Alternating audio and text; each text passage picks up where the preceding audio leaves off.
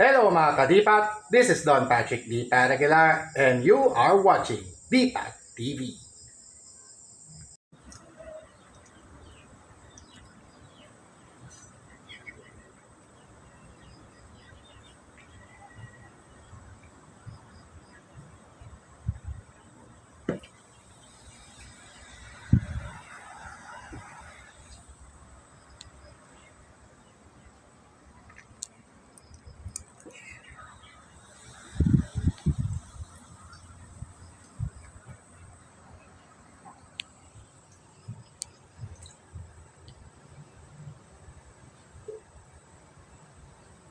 Yush! Hello mga kadipat, Don Patrick D. Paragular here for another random video log here on DTL Random Vlogs. This is the third for 2025. Sa taong 2025, pangatlong vlog na po natin ngayong taon for our February issue. February issue, maybe first half. So, maybe first half ng February. So tingnan natin sa second half kung meron pang part 2 ito for February. Baka kasi no nakaraang January naka twice a month tayo. So yeah. So once again, Don Patrick D. Paragular here for another random video log here on DTL Random Vlogs number 38 in our playlist on YouTube channel Dipat TV. Of course, so sa mga yung mga naka-subscribe o sa mga bago pa lamang po sa aking YouTube channel, please like, follow, share, and subscribe to my YouTube channel Dipat TV Don Patrick Aguilar, and also on TikTok at Dipat Tamiya League, and also on Facebook pages Dipat Aguilar, Dipat's Tamiya League, and An Evening with Dipat Aguilar. Alright. So mga kalipat, we would like to as we take a look here, ito po yung ating video log na ating hindi ko pa napapaayos yung aking camera, ang masaklap pa, basag-basag pa yung screen. So yan. So pag-uusapan natin ng for our random video log for this edition, number 38 in the playlist, again on our YouTube channel Dipat TV. Pag-uusapan natin yung yung pinadala sa atin na yung natanggap po natin na order mula sa Tamiya Changi Online at the Quick Coffee Shop, courtesy of LBC's cash on delivery service. Yan, sa kilobox na to, yan ang i-reveal po natin. So pagbalik po natin dito sa ating video log, i-reveal po natin kung ano ang laman nitong LBC kilobox. So pagbalik po natin, yan nakabukas. So bubuksan ko lang po muna itong kilobox na natanggap po natin, natanggap po ng inyo pong lingkod in preparation for the leg race, for the upcoming Tamiya Mini 4 racing events na sasalihan po ng inyong lingkod as much as we can. So yeah, so just relax and don't go away. Stay tuned on our Dipat TV YouTube channel. Pagbalik po natin, i-reveal ko na po right away kung ano po yung laman nitong LBC kilobox. So yeah mga kadipat, nagbabalik tayo sa ating random video log today on DTL. Yan, once again with yours truly, Don Patrick D. Paragular inside Dipat's Music Hall for this edition. And actually sunset na po. At this point sunset na po dito sa aming tahanan. So bago natin i-reveal yung ating laman ng ating kilobox, nakasandal po yung ating yung camcorder natin doon sa kilobox na mismo. Yun yung ginawa kong So para mas madaling ma-explain yung yung laman ng kilobox natin. Once again, shout out to Tamiya Changi Online and the Quick Coffee Shop in the city of Malolos, Bulacan. Hope to see you soon in some of the fun races na ma-attenan ko as much as I can. So ngayon kasi shoutout din pala sa binalo ng Tamiya Racers team, kina Pastor Jun na Rojas Libag, kay Mark Kabading, kaya rin sa iba pa mga nakakalaro po natin sa Tamiya Mini 4-wheel drive races na dyan sa Binalonan, sa Barangay San Pablo, sa Binalonan, Pangasinan. Yeah. Just one bike ride away, mga ilang minutong bisikleta lang po. Medyo hindi pa ako pagpapawisan sa lagay na yan. Oo. Hindi pa ako hihingalin sa lagay na yan kasi konti lang, saglit lang naman yung takbo. No? Alright. So the beneficiaries for this random video that we are going to make some content about are as follows. First up, we have here this Basic Max. Ito pong Basic Max na to na si Ryuki. So ito yung aking prospect sa Basic Max. Yan nga po, almost done na po, almost complete na po. May mga dagdag na items po ko na ilalagay dito. Yun yung isa sa beneficiaries ng ating i-reveal po nating ayuda. And some pero bago natin i-reveal yung mga other parts na yon, unahin po na natin yung isang car kit na i-reveal. Actually, bumili po ako ng isa pang car kit para maagawa po ako ng backstock, isasali sa backstock. So, i-explain ko po sa inyo kung ano po yung car kit. Pero na to, same as the previous meeting pala. So, yung actually ni-reveal ko na po pero hindi pa hindi ko gaanong na-detalyin ng maayos. So, gagawa pala tayo ng isang car kit review regarding doon sa isa sa mga common kit na previously na featured na po natin some years ago. So, ayan. So, stay tuned for that. Ayan, ito yung isa sa mga beneficiary, itong si Ryuki. The other beneficiaries will be the Blue Moon Merrick. Actually, itong Blue Moon Merrick na to, meron din siya matatanggap na isang item. Ano lang naman, extra item lang. Ganon din itong si Gaban. Itong Gaban na Aero Mantareco na AR na all silver, black and silver. Tatanggap siya ng isang item. Actually, dagdag na item lang din. And also, itong si Scarlet Basic Max. So, itong dalawang Basic Max na to, by the way, ito yung tatanggap ng mga item na natin na i-reveal later on. So parang dagdag ayuda sa mga Basic Max ko, no? Alright, and ito na nga po yung i-reveal natin mamaya yung mga backstock. So ito yung mga backstock entries ko po. Itong si Shinji na isang Iron Beak, at itong si Codename Ferreira na isang Bracken Gigant Premium FMA chassis, isang FMA at isang BC, at isa pang FMA naman which I will reveal just a little bit. And before we proceed, I would like to make a congratulatory remarks to this car. MP Pro, congratulations again. Shout out sa binalo ng Tamiya Racers team. Ito nadala ko po sa kampyonato. So nadala ko to sa championship. Nag-champion actually. So sa wakas, nakatikim din ng championship ang inyo pong lingkod na si Dipa Aguilar. Finally, may nakapag-champion na sa aking mga auto, at yon ay itong si MP Pro na isang MS chassis from Dash 1 Emperor item number 18625. Yan. Isang pro stock na FM car na MS chassis. Siya lang yung naiiba sa aking mga MS chassis entry, yung mga pro stock ng FM entries. Dalawang AR, dalawang BZ, dalawang Super 2 at isang MS. And sa lahat ng mga yon, yung MS pa ang napag-champion. So again, congratulations to MP Pro. Yon yung napag-champion. So ayan. So nabuksan na po natin dito. Uusog lang muna ako. Kukunin ko rito yung laman ng ating package na ating bubuksan. So ayan nga po yon. Meron pa palang talaga sinilyo pa pala ng husto. Akala ko talagang hindi pa pala nakasil yung maigi. Ay, nakaselyo pa pala. Akala ko nabuksan ko na eh. Okay. Akala ko nabuksan ko na. Alright. So, dito ko na lang siya, i-cut down ko na gamit yung aking munting-gunting. The little scissor, as we call it. Alright. So, here we go. With our items reveal, revelation of items actually. But before we proceed to that, let's proceed first with our card kit review of a common card kit that we previously made a review. We previously made this a card kit review regarding this car kit that I'm going to reveal in just a few moments. So mga kadipat, without further ado, it's now time to reveal this in 5, 4, 3, 2, 1. In this Toy Kingdom Amazing Toy Box. Yan, the Amazing Toy Store. Ayan, doon pala nakuha yung pinambalot dun sa natin. Ayun, balat na balat. Alright.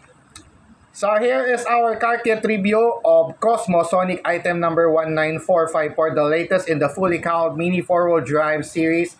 Itong Cosmosonic, ang item number po nito ay 19454. Number 54, the latest actually, siya yung latest na model sa fully cowled mini 4-wheel drive series. The last time na nagkaroon ng isang fully cowled model was in the year 2020. Yun nga po, yung bago nagkaroon ng nagkaroon ng COVID pandemic. Bago tayo nalagay sa enhanced community quarantine, na i-release po itong Cosmosonic. So ito sa ngayon, there are only 54 car models in the fully cowled mini 4-wheel drive series since 1994. At hanggang year 2020 sa ngayon, there are only 54. I don't know lang kung may maire-release pa yung Tamiya Corporation na ibang mga o baka remake na lang ng mga previous car models from the 90s going to the 2020s, mid 2020s na nga po tayo ngayon kasi 2025 na nga po. So again, 19454 is the item number of this amazing Tamiya mini 4-wheel drive car kit from the fully cowled mini 4-wheel drive series Cosmosonic, and we'll make further elaborate the review of this car kit, this amazing Tamiya mini 4-wheel drive car kit that Dipat Aguilar will make us box stock. So box stock po gagawin to, itong Cosmosonic, kasi nakita naman natin yun sa Dipat's Tamiya League Season 3 wherein naging champion of the month itong Cosmosonic na box stock. Nadala natin yun sa champion of the month nung July 2022 at naging grand champion nga nung Grand Prix 2022. Naging yun ang hinirang na grand champion or sa Grand Prix champion nung 2022 DTL Grand Prix natin. Alright. So to further elaborate this one, ito na nga po yun. So wala nang paligoy-ligoy. Ito na nga po yun, yung composition. As we zoom in, so here's the top view of the FMA chassis featured here in this amazing Tamiya mini 4-wheel drive car kit Cosmosonic, owned by Retsu Saiba or Jet Saiba in the manga series actually. Sa manga series na Let's and Go Return Racers, yan yung counterpart ng Great Magnum Revolver, itong Cosmosonic. Evolved form lang ito ng Great Blast Sonic. Yung Great Blast Sonic naman po ay AR chassis wherein ang item number nun is 19446. 19446, yun po yung Great Blast Sonic at ang evolved form nun ay itong Cosmosonic 19454. Alright. So, as we zoom in itong yung mga niya, composition niya, yan nga po yon yung FMA yan. All black yung main frame at ang A-parts, internals, pati rollers niya ay all molded in black. Yung A-parts at internal, pati roller niya, tsaka skid bar niya ay molded in polyoxymethylene. Polyoxymethylene, po yan. Pati yung mga wheel bearings din niya kasama dun sa A-parts ng FMA. Usually made with polyoxymethylene thermoplastic. Abs thermoplastic naman ang main frame nito. All black, pareho pong itim yung niya. At saka meron siyang A-spoke, yellow A-spoke wheels at small diameter low profile tires. Gear ratio 3.5:1 ang naka-default dito sa Cosmosonic car kit. At mayroong stock SMC motor. Meron ding stock SMC motor. So ito yung bottom view po niya. Yan. Ang kagandahan ng FMA, pwede pong magpalit ng motor at terminal at pinion gear. Yun lang yung pwede mong ma-adjust. Kung mag-adjust naman sa battery at saka sa gears, doon naman sa ibabaw. Sa ilalim, pwede naman ganun. Ngayon, kung nakasalpak lang yung battery na kagad, yun, kahit yung motor na naman palit, salpak na lang din. So, ganun lang kadali. Ayan. Ang kagandahan nito, merong front skid bar sa harap. Sa front bumper nito, meron siyang front skid bar. Yan naman ang kinagkaiba nito sa AR at MA. Ang AR at MA kasi rear skid bar. Ito naman ay front skid bar. So, yan. Ayan yung mga niya, yung mga ibang features o composition nitong Cosmosonic Premium Car Kit. Alright. So, when we get back, pagbalik po natin, itotono po natin, sasabihin na po natin kung ano po ang mga laman ng buong Cosmo Sonic Premium Car Kit. So, so stay tuned for more discussion regarding this Cosmo Sonic Tamiya Mini 4-wheel car kit. Once again, the number is item number 19454.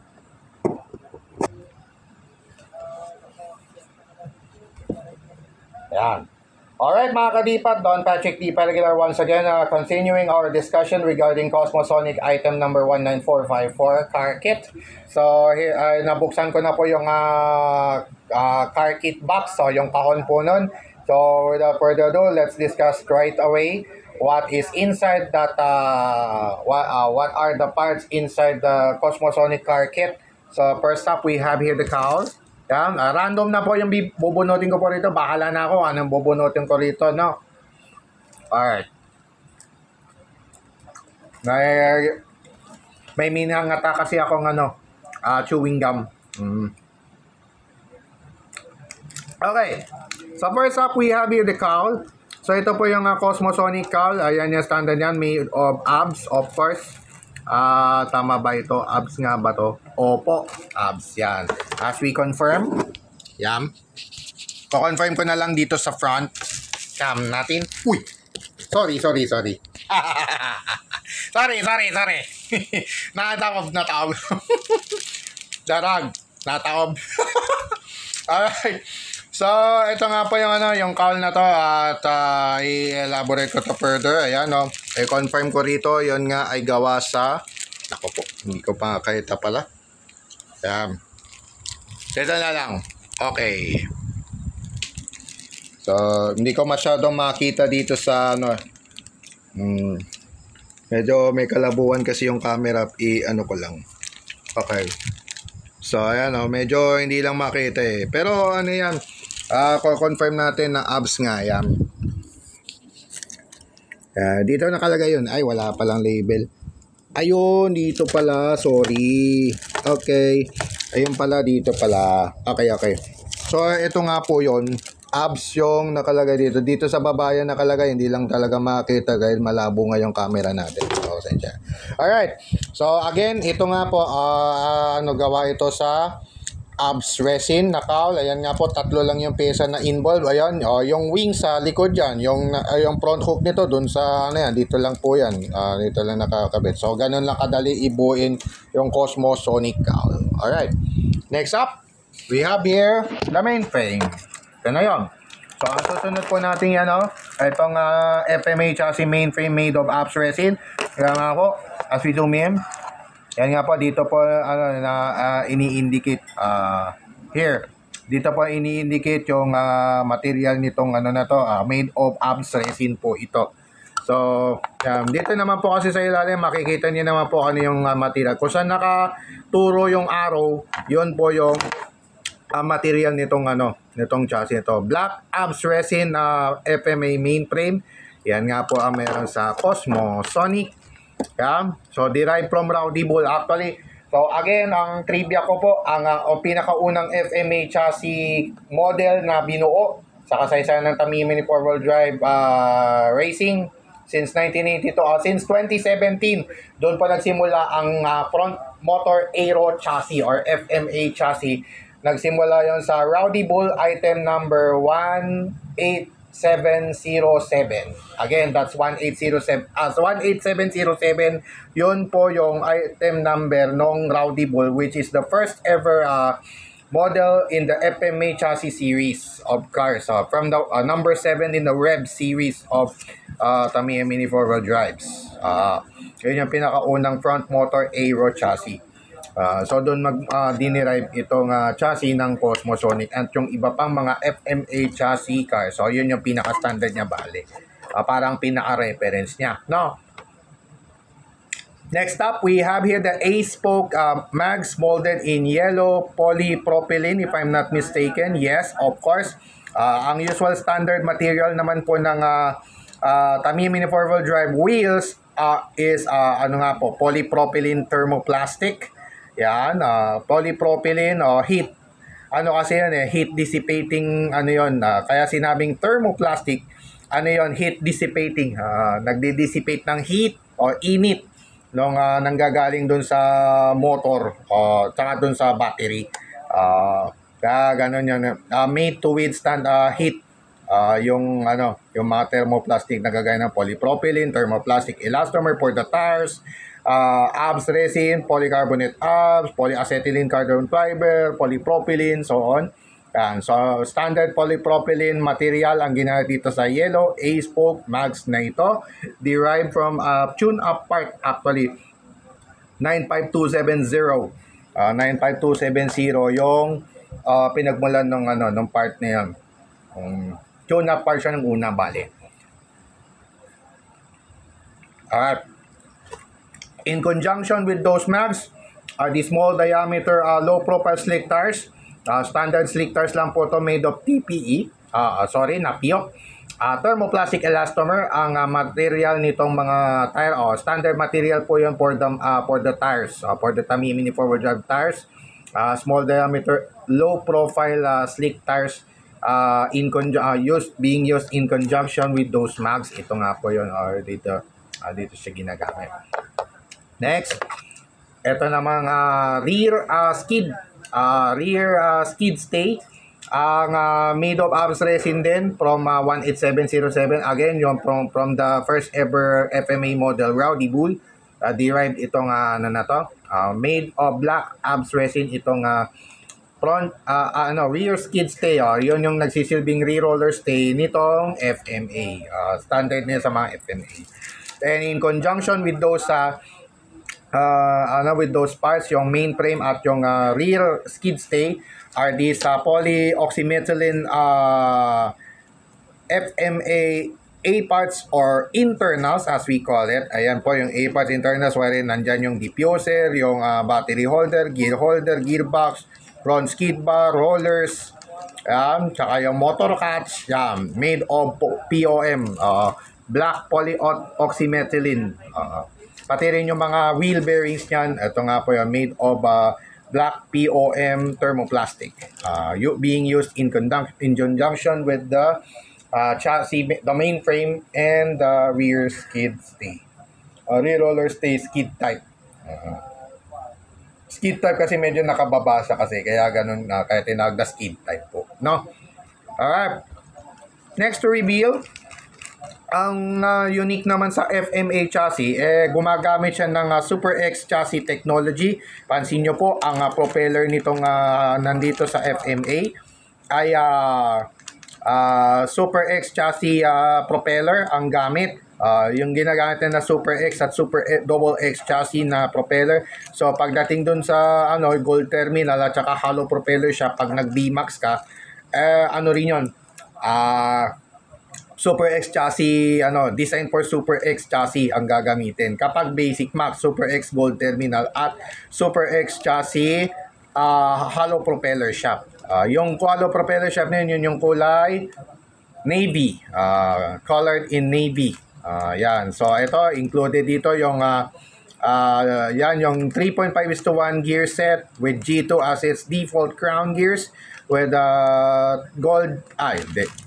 copper terminal, standard copper motor and battery terminals, and grease, of course, washers and screws for the rollers and stays, yung mga rear stay at ng front skid bar, may transpo po yan. Black ang kanyang pinion gear for the motor, which is SMC type of motor yan, simply because meron pong guhit. Ayan, pansin nyo po, may guhit po yung likod ng makina. Therefore, it's an SMC type of stock motor.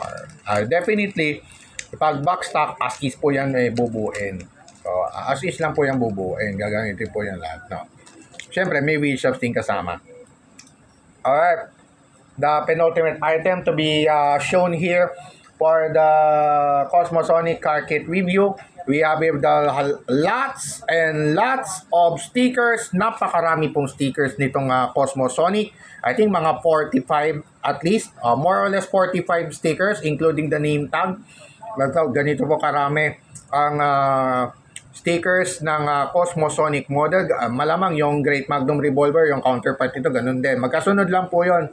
19453 Great Magnum Revolver. Ito nga yung Cosmosonic na hawak ko, kasunod noon yung Great Magnum Revolver 19455. Okay.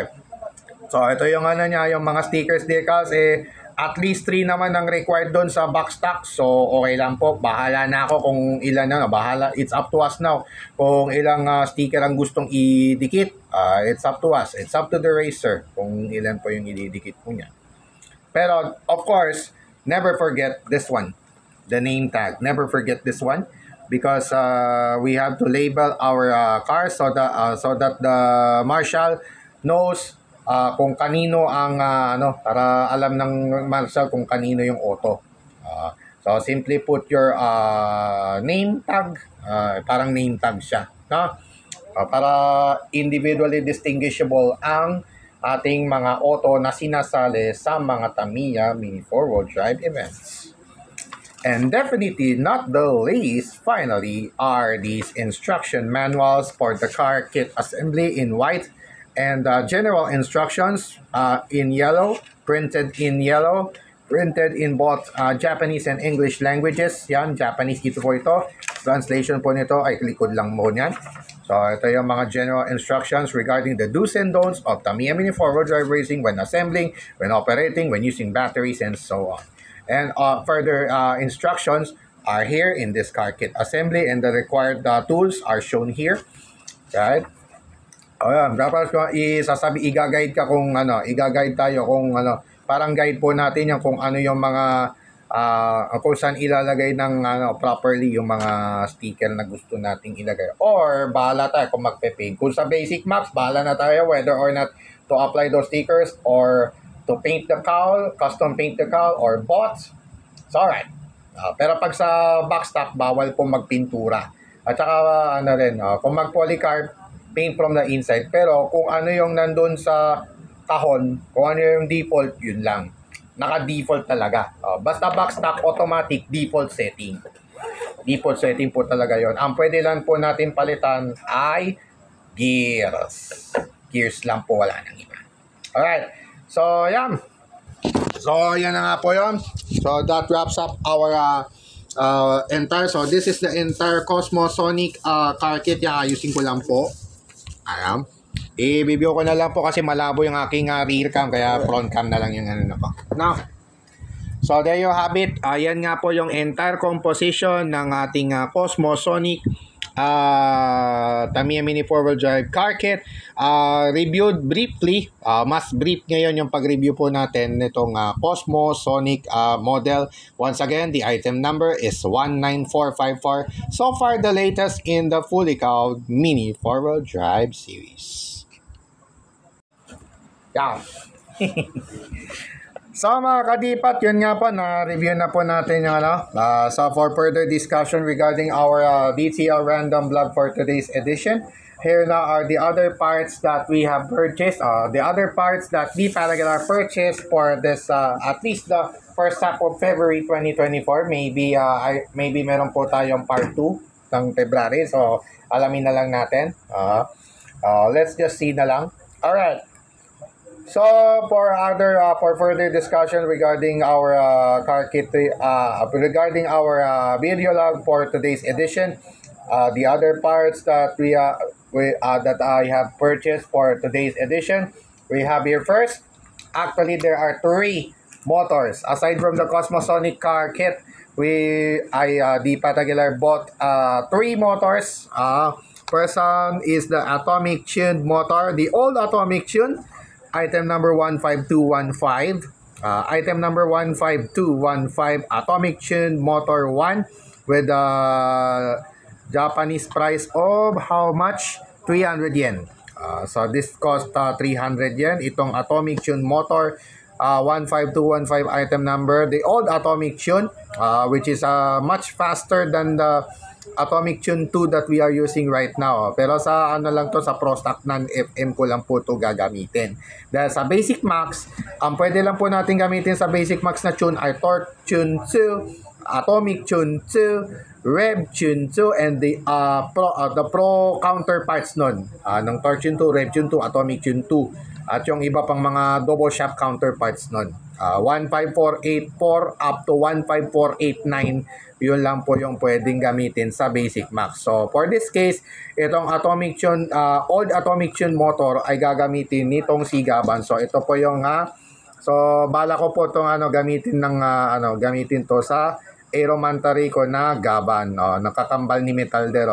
So ito parang na to, parang congratulatory gift para sa para pagpasok po niya ng quarter final, second heat or quarter final. Kasi yung second heat namin ng quarter final sa kagad nasama sa top 12. Yun nangyari kasi noong January 25. Kasi nung sumali ako noong January 25, February na yung napag-champion po nga, nakapag-champion nga pong inyong lingkod. Ito yung isa sa 5, one of the 5 RTRs that I entered in that competition, in that memorable competition, that I advanced, that I was able to make it to the second heat, wherein yung second heat noon, quarterfinals na kagad po yun, simply because yung 12 lang po yung pinasok. Yung top 12, yung 12 na nakapasok sa sumunod na bagi, quarterfinals na kagad doon. Ang matindi noon, 5 of the 12 from yours truly. So 5 of the 12 na nakapasok sa second heat were from yours truly, D. Pat Aguilar. 5 out of the 6 cars that I entered, that I competed, na isinali ko po, 6 yung auto ko, napasok ko 5. Napasok ko 5, pero ito re-entry nga lang. Pero maganda nun, Atomic Tune yung ginamit. Itong mismong Atomic Tune, banderang kapos nga lang. Natalo man, pero banderang kapos, at least walang imbang. So again, yung Atomic Tune, na yun, ay para kay Gaban. The next motor to be shown here, actually there are 5.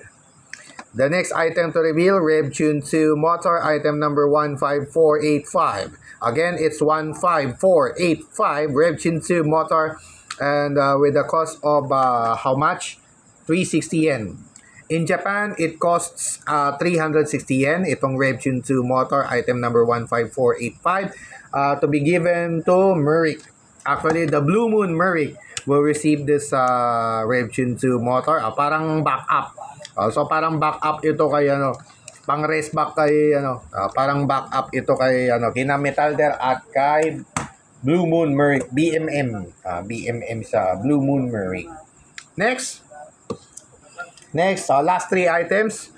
The third and last motor to be revealed for this edition, we have here the Hyper Dash 3 motor. I bought another Hyper Dash 3 motor with an item number of 15477. The third edition, or the third version of Hyper Dash motors, Hyper Dash motor series. Dati merong Hyper Dash 1 black with red, yung Hyper 2 silver with red. Yung Hyper 2 na yon, manipis yung brush nun. Ngayon, yung Hyper 3 may makapal na carbon brushes. Mas makapal yung brush nun sa loob. So, itong Hyper 3 na to, 15477 with the price of 460 yen. 460 yen ito dito sa Pilipinas, 230 pesos. Philippine peso, 230. Sa Japan is 460 yen. So, itong Hyper 3 nito ay para sa non-FM, BMAX non-FM. So I specifically bought this for Ryuki. For this so ito ning official motor ni Ryuki pagsabak niya sa Basic Max. So dito ko na lang po siya ilalagay later. The penultimate item to be revealed for this edition is this cap screw set. 2mm cap screw set, item number 15454. Again, this is 15454. 2mm cap screw set with 25 and 30mm long screws to be used by the BMAX racers. Ayan, yun nga po, itong dalawa. Sina Scarlett BMAX at itong si Ryuki. So sila yung gagamit nitong itong dalawang to na Basic Max ko. Dito ko ilalagay yung mga cap screw na binili ko. Again, this is 15454, yung 25mm sa gitna. Dito ko ilalagay yan kay Scarlett BMAX. Yung 30mm dito sa likod naman nung kay Ryuki. So, hati sila. So hati silang dalawa dyan. Pangalawang ano ko lang to. Again, 540 yen pala ang presyo ng caps ko sa Tamiya Japan. Ang Japanese price niyan ay 540 yen. Yung mga nasa pag bumibili po kasi tayo ng Tamiya parts, di ba may mapapansin po tayong number doon na may star. Yun po yung presyo sa Japan. Once again, thanks so much to our Tomodachi T-Hiroki Hobby Channel. Yan, hope you visit the Philippines real soon. Yan, as long as you get the perfect time to do so. Yan, arigatou gozaimasu to T-Hiroki Hobby Channel for that explanation regarding dun sa mga parts na binibilin po natin. Regarding the parts that we are purchasing, that we usually buy. Yeah. Alright. And finally, last but definitely not the least, the high-speed counter gear set with an item number 15236. Again, it's 15236 with 185 Philippine peso as its price, with 300 yen as its Japanese price. And 4 and 4.2:1 to be used by Ryuki. Again, so yung 3 sa 5 binili ko na other parts diyan, mga kadipat. Sinadya ko yon for Ryuki. Sinadya ko yun doon sa BG chassis ko na Basic Max.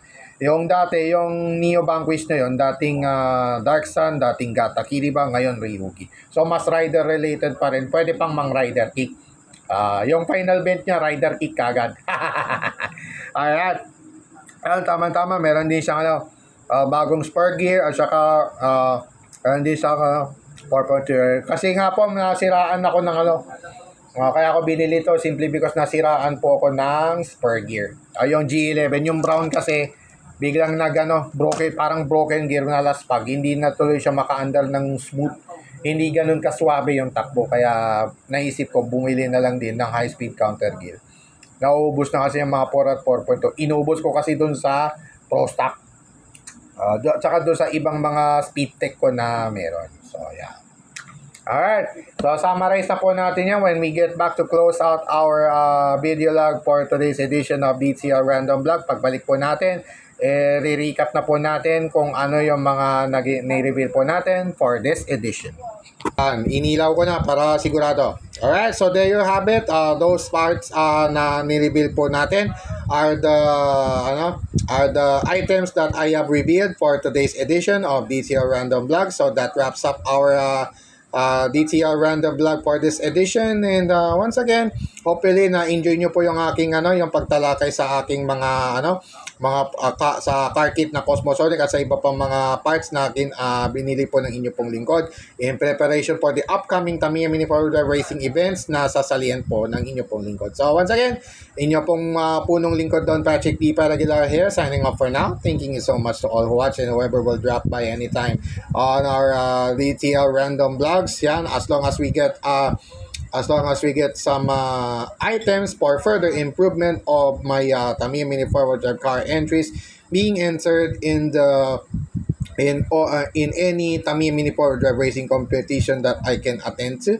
Alright. So once again, I remind everyone to stay safe and healthy, avoid negative vices, especially drugs and all other negativities around you, and protect yourselves from all those negativities at all times and at all costs as well.